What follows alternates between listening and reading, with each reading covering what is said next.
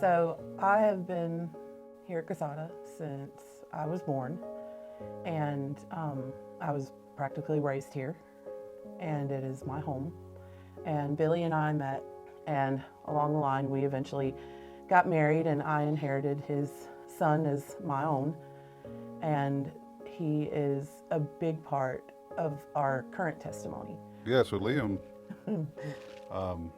tests every single bit of our boundaries and nerves, more so than I think a child his age should. But he is one of the sweetest, give a shirt off his back to anybody. He has such good heart, and I don't think that most people know that Liam has autism, and he has some hardcore ADHD, and he's got a few other issues tied into all of that, because a lot of times all of those things are intertwined with a whole bunch of other stuff. And they write books for parenting. And we've probably read them. But they don't write a book for Liam. No. There's not a single book, manual, or even a pamphlet, really for Liam. But I wouldn't trade him. And part of our story is very different because most people don't know what we've been dealing with, because when you come from divorce, there's a lot of stigma, and so we kept quiet about the custody issues because we felt it would make us seem so dramatic. And so for about the first year of everything, we didn't say anything to anyone at church.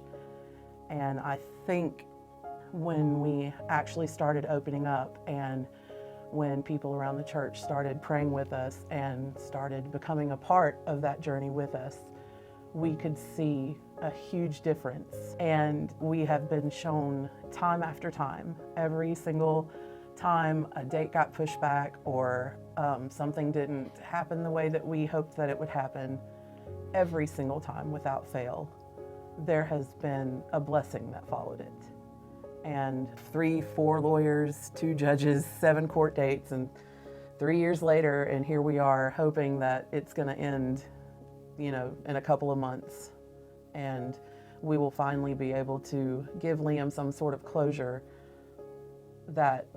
and just serenity in his life that's been uprooted. Throughout this entire process, I think one of the strongest verses that I've read and heard is, I consider that our present sufferings are not worth comparing with the glory that will be revealed in us. And I heard that one day, and I just heard the Romans 8:18. I didn't know exactly what it was, so I looked it up, and then I find myself reading that every day. And we are glad that the church has been such a safe place for Liam to come and to learn and to find his faith as well and be saved. And since he's been here, so many people have just taken him in and loved on him and taught him. And I know somewhere in all of this that one day there's going to be purpose in it for Liam, and his testimony is going to be so big. So yeah, we've said it before, but this has been, it's been difficult, but it has been a journey that has been made easier with our faith, our church family, close friends, and it's just made the ride a lot easier. God's been with us even when we didn't know.